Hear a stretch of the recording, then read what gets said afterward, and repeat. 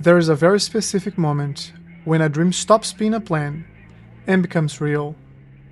For me, it was 2 seconds long. Clutch out, first gear in, and the pit lane disappearing behind me at Road Atlanta.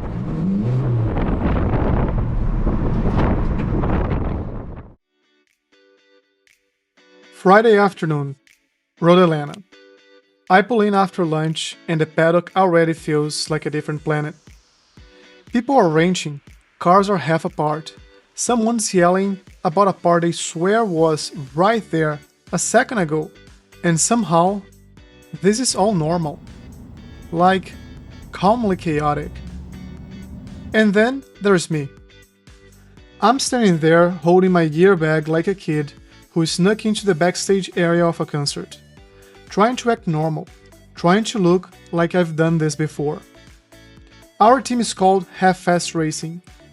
They've been doing LeMons since 2017. And not like we've tried it once. I mean, they are in it. They started with 1 car and now they've got 4, prepping a 5th. And for this weekend, they brought 3 cars to Road Atlanta. 2 Volkswagen New Beetles and a Miata. The white Beetle, Snowball. The red Beetle, Rocket. The Miata, Flamingo. And I'm the rookie, one of 4 rookies actually. Which matters, because right away the team gives us the role. Max 70%. Not 90, not 100. 70. And the funny thing is, in sim racing, 70% feels like you're barely trying. Like you're doing a warm-up lap with your coffee in your hand. But in real life, at Road Atlanta, in a car that's, let's say, built with character, 70% is still enough to humble you. I signed up with this team back in August. And since then, this idea has been living in my head rent-free.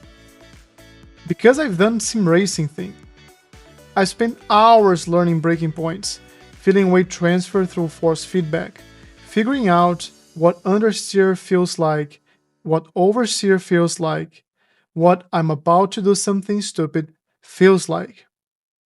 And I wanted to know if any of it translated. I wanted to know if I could actually do it. And on Friday, standing there while they tell me, alright, Rocket's ready to test, I realize, this is it. This is the day. I put on my gear, I climb in. They give me the quick rundown, what works, what doesn't, what to ignore, what to baby. And then I pull out of the paddock and I head toward the pit lane. There is this final safety check. A guy looking at belts, fire extinguisher, helmet, making sure I'm not about to become a flying insurance claim. And he looks at me and goes, alright, good to go, go, go, go. And I swear to you, the moment he said it, something in my brain clicked. I engaged first gear, clutch out, full on gas, and about 2 seconds between the car moving, the pit lane opening up, and the track finally showing itself.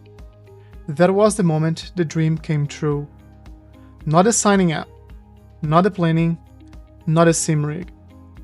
That exact moment. Like, oh, this is real life now. And as I merge onto the track, it's this weird mental crossover. Because Road Atlanta is not new to me. I know this place from sim racing. I know what the corners look like. I know what the S's feel like in my head. I know where people usually mess up. I know where I have messed up. But now, I'm not in my rig. Now, I'm in Rocket. A real car. A loud car. A vibrating car. A car that does not care about my confidence. So I start building it up. First lap, warm up. Just breathe. Find the line, feel the brakes. Be honest with the grip. Second lap, a little more. Still respecting the 70% rule, because I'm not here to be a hero. I'm here to survive and learn. And honestly, I'm having the time of my life. Like, I'm smiling in my helmet. That kind of smiling where nobody can see it, but you can feel in your cheeks. And then, on one of the next laps, I exit a corner, go to engage the gear, and it doesn't engage. So I try it again. Nope. I try third. Nothing. Second. Fourth. Fifth. First. Nothing. All gears. Dead. And my first thought is just, yo, shit. Really? Like, I'm not even mad. I'm just offended. This had to happen right now? On my first day? But there's the thing. It didn't feel like my failure. It felt like LeMons. Because this is endurance racing at the we built this in a garage and it somehow passed tech level. Cars break. That's part of the deal. So I do the grown-up thing. I don't force it. I don't try to make it worse.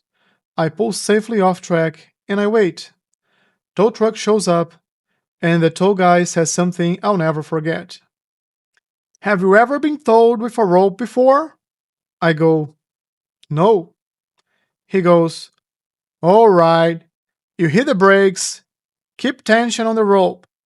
If you don't, you're gonna smash my truck, and you don't wanna do that. So for the entire towback, I'm not thinking about the gearbox. I'm not thinking about my dream. I'm thinking about one thing. Don't hit the truck. Don't hit the truck. Don't hit the truck. We get back to the paddock, and everyone's like, what happened? And I'm like, gears stop engaged. And immediately they're like, oh, yeah, axle issue, CV joint, happens, not your fault. And that's when LeMons really clicks for me. Because in sim racing, the car is always perfect. Every time, reset, new race, perfect car. In LeMons, the car is a living thing.